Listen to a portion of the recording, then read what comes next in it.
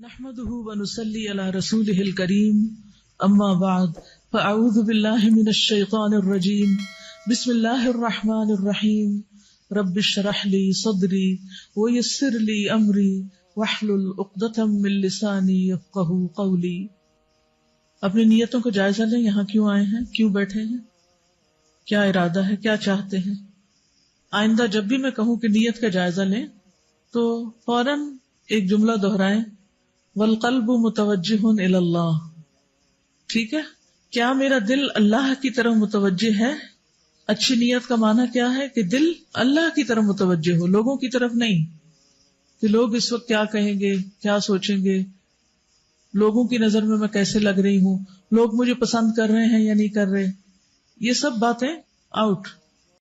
والقلب متوجہ الی اللہ، دل اللہ کی طرف متوجہ ہو۔ سوچئے کیا اس وقت آپ اپنے آپ کو اللہ تعالیٰ کی نگاہوں کے سامنے محسوس کر رہے ہیں کہ میرا رب مجھے دیکھ رہا ہے، اور مجھے امید ہے کہ فرشتوں کی مجلس میں میرا ذکر کر رہا ہے کہ میری یہ بندی سب کے ساتھ مل کر میرے ذکر کے لیے یہاں جمع ہے۔ بس یہ خیال آپ کو خوش کر دے، اس کے بعد آپ کو ساری گرمی، تھکاوٹ، ہر چیز بھول جائے گی۔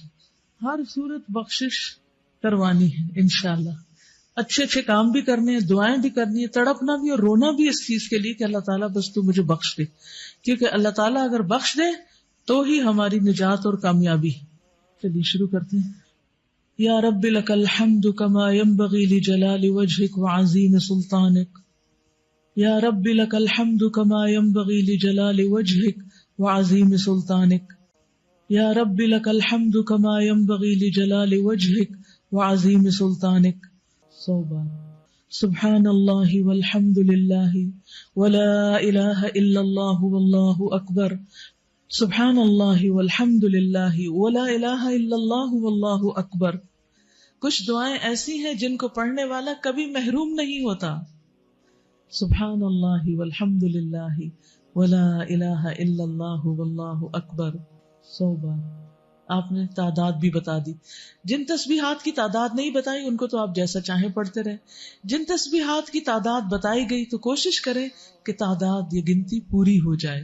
رسول اللہ صلی اللہ علیہ وسلم نے ان کلمات کے بارے میں فرمایا، لَأَنْ أَقُولَ سبحان اللہ والحمد للہ ولا الہ الا اللہ واللہ اکبر احب الی مما طلعت علیہ الشمس، کہ میں ان کلمات کو ادا کروں، سبحان اللہ والحمد للہ ولا الہ الا اللہ واللہ اکبر، یہ مجھے ان تمام چیزوں سے زیادہ پیارا ہے جن پر سورج طلوع ہوتا ہے۔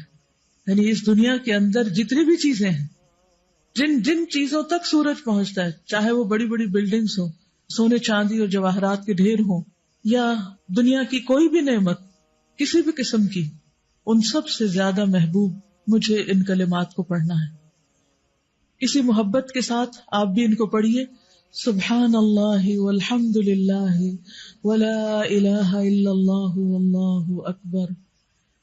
اے اللہ ہمیں بھی ان کلمات کو ہر چیز سے زیادہ محبوب بنا دے، اور ہمیں ان لوگوں میں شامل کر جو واقعی خوشی کے ساتھ، دل جمعی کے ساتھ تیرا ذکر کرنے والے ہیں۔